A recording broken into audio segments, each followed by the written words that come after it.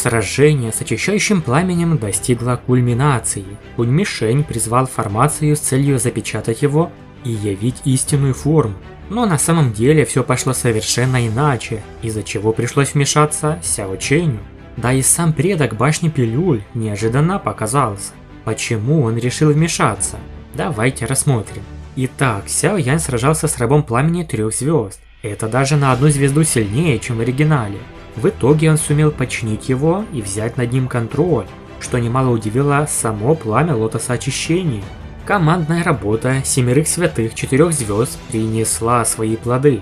Они сумели подавить пламя, а Хунь-Мишень, глава Зала Душ, призвал формацию запечатывания, что помогло окончательно обезвредить его. Но им так казалось, точнее очищающее пламя лотоса до сих пор играло с ними, как с детьми.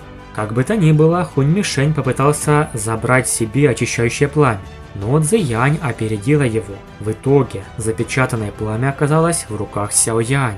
Тут же подключился Хунь-Фэн со странной силой поглощать все. Как мы знаем, это главная способность пламени пожирания пустоты. Но все же это не настоящее пламя, а лишь семена пламени, его дети. В целом, отдельном ролике на этом канале Киномикс мы уже об этом говорили. Необычная сила пожирания высвободилась из его ладони, а Сяо Янь обнаружил, что его небесное пламя поглощается в тело Хунь-Фэна. Кроме того, при погружении в его тело Сяо Янь терял с ним контакт. Этот парень непрост. Пожирание слегка изумило Сяо Яня, поэтому он резко убрал свою ладонь. Множество могучих техник Доуци полетело в Хунь-Фэна. Хотя тот и обладал силой высшего уровня святого 2 звезд, Сяо Янь относился к нему более серьезно, даже чем к заместителю главы Зала Душ на 3 звезде. Сяо Янь активировал сразу несколько сильнейших техник, включая технику божественной печати клана Гу. Слияние 4 печатей. Однако Хунь-Фэн не испытывал ни малейшего страха перед атаками Сяо Янь. Он не только не отступил, но высвободил до предела свою Доуци, также выпуская множество высокоуровневых навыков. Техники обоих столкнулись, вызывая опасную бурю энергии в небе. Хунь-Мишень нахмурился, ведь Сяо Янь сумел на равных сражаться с Хунь-Фэном, юным наследником клана Хунь. Глаза Сяо Яня налились холодом при столкновении с силой пожирания. Он начал понимать силу Хунь-Фэна. В его теле сокрыто нечто, что позволяло ему пожирать множество вещей. Даже его небесное пламя окажется поглощено, если он проявит беспечность. Как Сяо Янь мог победить того, кто, казалось бы, мог поглотить все? Мысль пришла в голову Сяо Янь. Невероятная духовная сила вырвалась из его лба, а рядом с ним появилось духовное воплощение. Да, преимущество Сяо Яня в его идеально небесной стадии души. Как можно поглотить что-то духовное? Сила этого воплощения совершенно не уступала самому Сяо Яню. Лишь глава Зала Душ в своем лучшем состоянии мог бы совладать с идеально небесной стадией души Сяо Яня. Они вдвоем атаковали спираль техники выброса пламени и божественная ярость желтых источников. Хунь-Фэн напрягся перед лицом такой атаки. Из его рта вырвался черный свет, что моментально превратился в черное зеркало. Что бы ни касалось его поверхности, будто небесное пламя или иной род энергии, все моментально поглощало. Атаки обоих сторон столкнулись, но на удивление Хунь-Фэн задрожал, а вскоре приглушенно застонал. Он не ожидал, что атаки двух Сяо Яней окажутся до неожиданности могучими. В связи с такой яростной атакой потенциал поглощения черного зеркала не удалось высвободить, и в конце Сяо Янь добил его духовной волной. Сяо Янь громко рассмеялся, когда его оппонент отступил. Он решительно схватил запечатанное небесное пламя. Очищающее пламя лотоса, ты принадлежишь мне. Коснувшись его, он ощутил легкое сердцебиение внутри. Казалось, словно бы внутри заключено живое создание. Но не все так просто. Как мы говорили в начале, это была ловушка. А тем временем к Сяо Яню уже мчался глава Зала Душ с целью забрать это пламя. Он явно собирался прикончить того одним ударом. Но Сяо Янь не паниковал. Он отпрыгнул назад, пока под его рукавом собиралась энергия уничтожения. В процессе даже рукава его одежды превратились в пыль от тех колебаний энергии. Над его ладонью уже парил пламенный лотос уничтожения 5 цветов. Лотос уничтожения, созданный из 5 различных видов разрушительного небесного пламени. Сяо Янь не собирался пренебрегать таким могущественным противником, как Хунь Мишень. Он решил воспользоваться сильнейшей атакой в качестве первого удара. Он бросил пламенный лотос. Взрыв. Энергетический шторм забушевал в небе. Спасется ли глава зала душ? Хунь Фэн с серьезным выражением смотрел на огненный шторм. Даже при своей полной силе он не сумел бы принять такую атаку. Заместитель главы тоже забеспокоился. Выдержит ли глава? Мощь от слияния такого количества небесного пламени может и сильна. Но настоящая сила Сяо Яня слишком мала. Не так-то просто убить главу зала, ответил Хунь Фэн. И действительно, после взрыва из дыма вышел человек с бледным лицом. Глава зала душ. Он сумел выжить после удара пламенным лотосом уничтожения, однако из его рта вытекла струйка крови, а значит, он явно серьезно пострадал. Цзэянь подлетела к Сяо Яню прямо перед взрывом и унесла. Он был несколько бледный. Ты слишком безумен. Если бы я не успела хоть на чуточку, ты бы умер от своего же пламенного лотоса. Гневно отругала парня Цзэянь. Он и вправду выжил.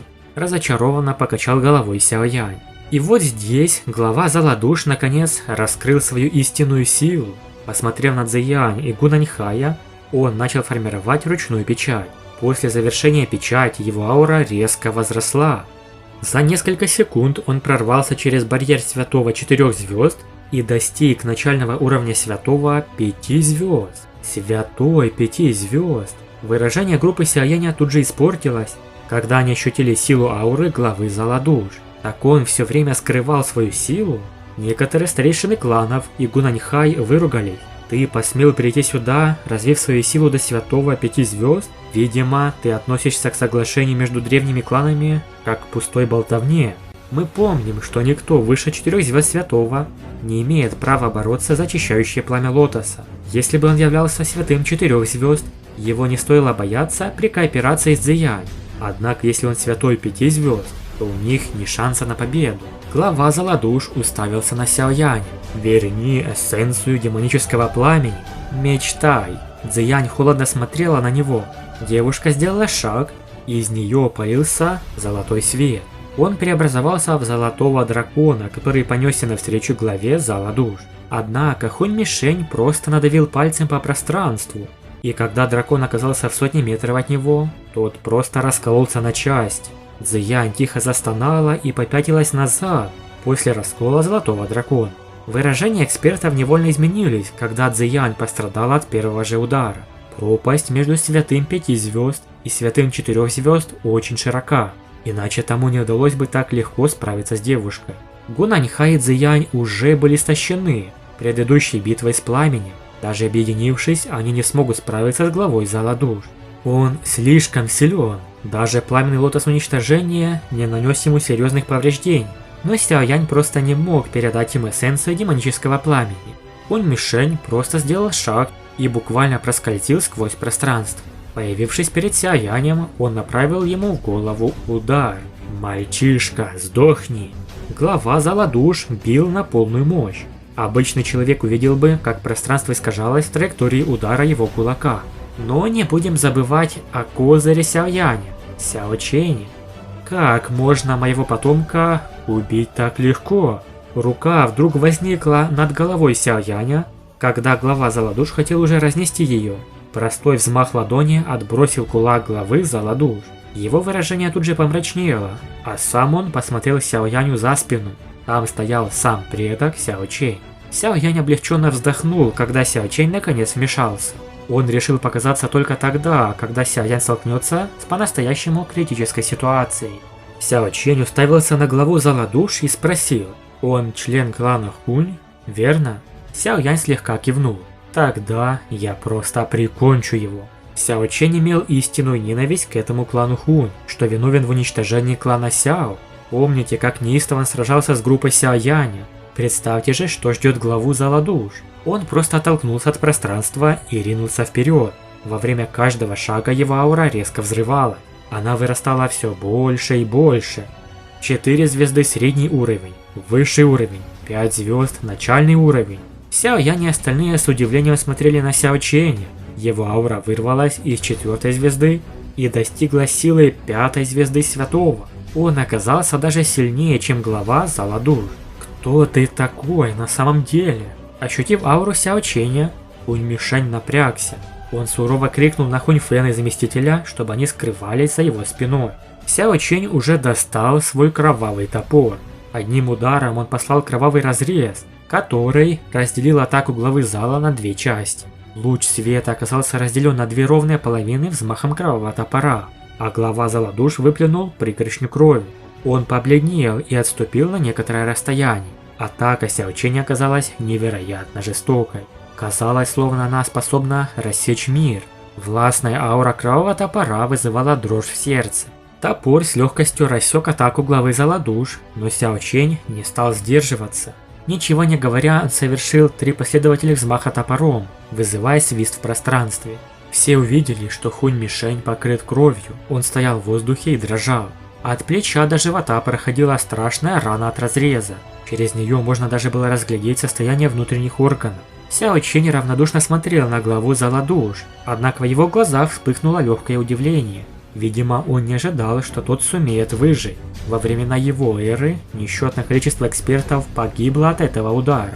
Старик Мо, пришло время вмешаться и перестань наблюдать за шоу, не так ли? Глава Зала Душ сурово закричал. Сяо Янь и остальные эксперты изменились в выражении. Неужели клан Хунь скрыл еще одного сильного эксперта? Эх, Хунь Мишень, ты вправду разочаровываешь. Вдруг посреди пространства раздался старческий вздох. Старик в серой мантии, который находился среди группы других прибывших и был лишь уровнем мнимого святого, покачал головой. Он сделал шаг вперед и перестал полностью скрывать свою силу. Да, он замаскировался под Баншена, но когда Хунь Мишень был побежден Сяо Чэнем, ему пришлось выйти вперед и раскрыть свою личность. Старик Хунь Мо, и ты здесь? Значит, клан Хунь и вправду намеревается нарушить соглашение. Этот Хунь Мо обладал силой святого высшей 5-й звезды, почти 6-й. Это уже серьезная угроза. А продолжение рассмотрим в следующем видео, в среду. Поэтому подпишитесь на этот канал, чтобы не пропустить новые видео. Большое спасибо за просмотр, ставьте лайк и всем пока.